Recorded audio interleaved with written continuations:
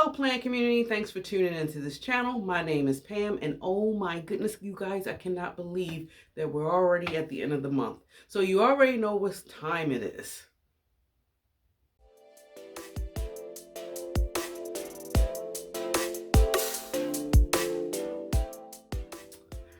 Okay guys, so really quick, at the end of the month I always try to pick some plants out of my collection that's pulling at my heartstrings, the ones that I've noticed the most throughout the month, whether it's paid more attention to, felt more, loved on it more, appreciated growth more, whatever the case may be. And traditionally I pick about 5. But honestly, you guys, I did a run through with my collection and I was not able to pick 5. I felt like that if I picked 5, the 5th plant, it would have been really forced. So this month, I'm actually showcasing or shining a spotlight on 4 plants that I am really appreciating for various reasons. So we're just going to dive right in.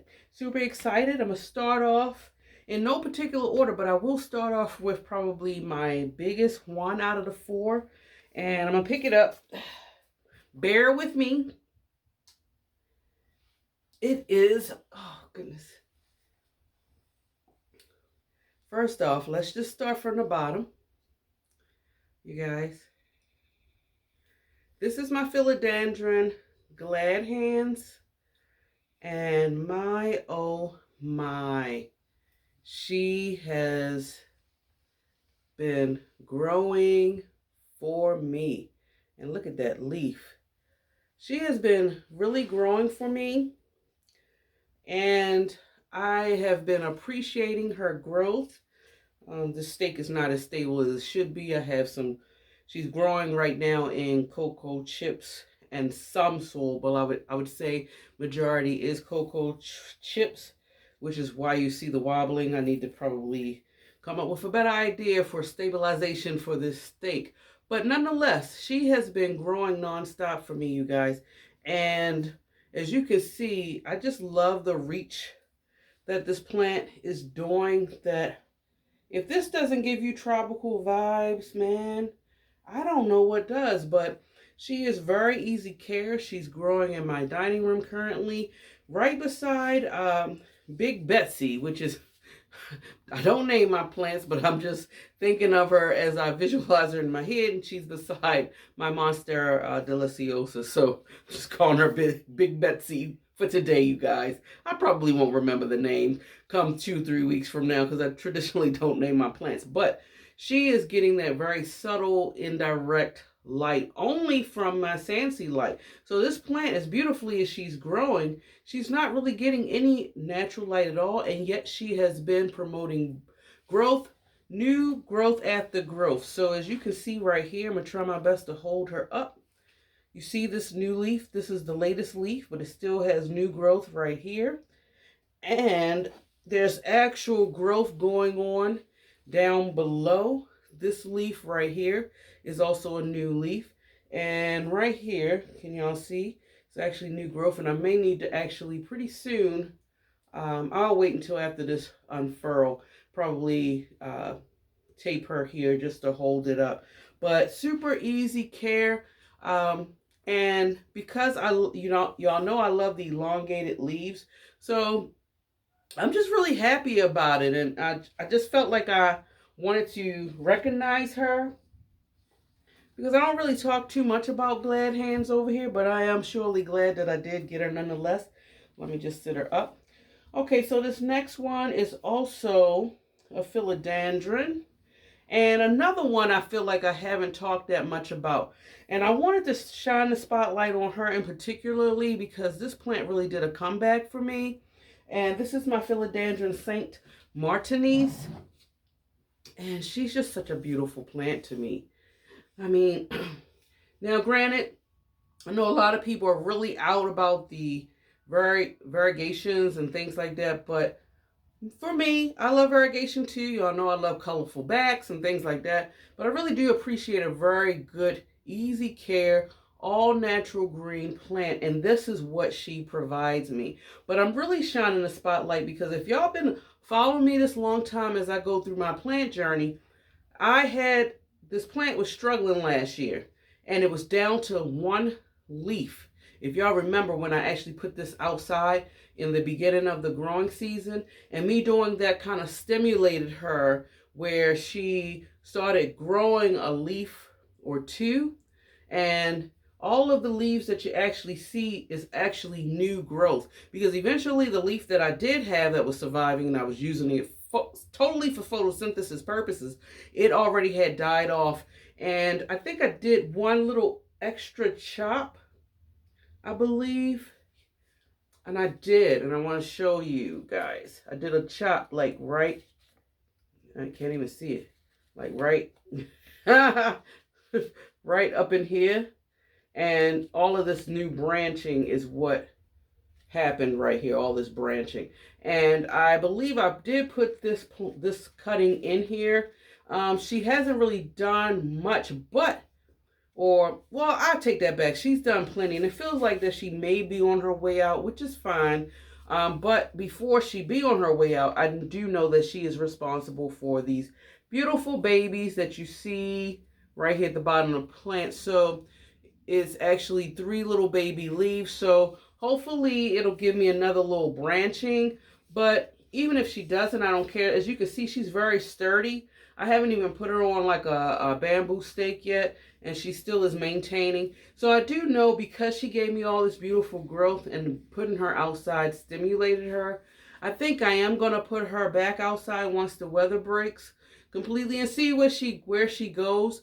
She hasn't disappointed me thus far. Very easy care, as long as I make sure I keep track of wiping the leaves, because sometimes our philodendrons, particular ones in my care, can be spider magnets prone, so to speak. So yeah, what do y'all think? And I love the arrowhead, horse head shape. Isn't that pretty? My next plant, can you guess what variety it's going to be? I'll wait. If you said it right. It is Hoya. Y'all know I can't go through the end of a month reveal without sharing at least one Hoya. If you guys have been watching, y'all know me. And if you guessed right, you know me. And thank you for tuning in. But before I show y'all this Hoya, don't forget, subscribe to this channel if you have not done so. I appreciate your support. But this one is one of my favorites, and she's a big one too. This is my Hoya Trubiana. Guys, she is another one. Look at this. I have to shine the spotlight on her. There's been a couple of times where I believe I have talked about her. And I want to say she's really taken off from last growing season into fall and winter and what you see before you. Prior to, she did not grow really much at all, and I had her for almost a year. I put her outside, and she just grew maybe like 1 or 2 leaves throughout the growing season. But then when I brought her back in, and during the fall and winter time, you guys, she has just been nonstop growing. I don't even think this plant, she acts like she hasn't even realized that the seasons has changed. And I'm not mad at her at all. But this right here, and you probably can tell, because it looks like it's showing in the camera, I'm not sure, but you see how this is darker and this is lighter. This is like one of the newest leaves. It's still very soft and pliable, so it hasn't even finished, I think, completely growing to harden off yet. So this is actually new growth here, new growth here, and this one, is it this? Which one is it? I usually can tell by the feel. Yes, this one right here is actually one of the latest leaves prior to the new growth I just showed you, that's just starting to harden off. But guys, look at the structure of the leaf. I love how they feel, that nice cardboard, and I mean, it's just non-stop. And I had to eventually, see this gap right here? I was too scared to wind it any tighter because I didn't want to snap it. But I had to wind her down. But now she's kind of like growing back up right here. And that's fine. But you guys, look at it. So I'm definitely going to put her outside. And one of my main goals, because she is growing so beautifully and giving me this beautiful, stunning, deep green, elongated leaves, thick leaves. I'm just attracted to the foliage alone. But if I could possibly get her to bloom, you guys, awesome. That would be just a win-win for me. Y'all let me know if y'all have the Hoya Trubiana. I'm curious because I don't really see a lot of people talking about this particular Hoya, but I also think that maybe it is underrated. But once she starts growing, it's like non-stop. So I would say she has to be probably one of my fastest growing Hoyas, at least in this dormant period, in comparison between her and probably my Croyana Super Silver. Fast growers, and I just love them to death. Okay, so my last and final one, you guys. I don't know. I didn't plan it to be plants. These plants just randomly seem to be the ones where I did not really talk to you guys much about it. But this is an Aglaonema. And this is my Aglaonema Golden Madonna. And I have not really shined the spotlight particularly on this plant. I think I may have showed her once or twice on the channel. And I know I did show her to you guys when I did my whole entire Aglaonema collection. Now, what I've learned from her, Miss Madonna here, is all Aglaonemas are not the same, you guys.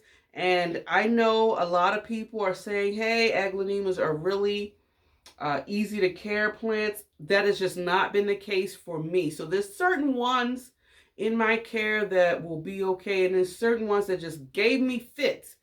And I can honestly say for this Golden Madonna, since I've had her, I can say I've had her for at least a year and a half. And she has not really given me any problems. I pretty much figured out her watering style. And she is sitting on my floor in my dining room, and she's getting dampened artificial lighting. And I just give her water. And the beautiful part about, look at this. This is actually a new growth. That's why it's still looking like that.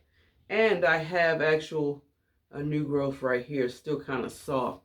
Now, some of the leaves, of course, they're going to droop down, and I don't know if it's because of the size of the leaf, but honestly, this is probably the first time I've actually had all the leaves kind of like stand straight up. For the most part, she was always kind of like hanging down, and I just thought it was because of the weight. But this is a very beautiful, underrated plant.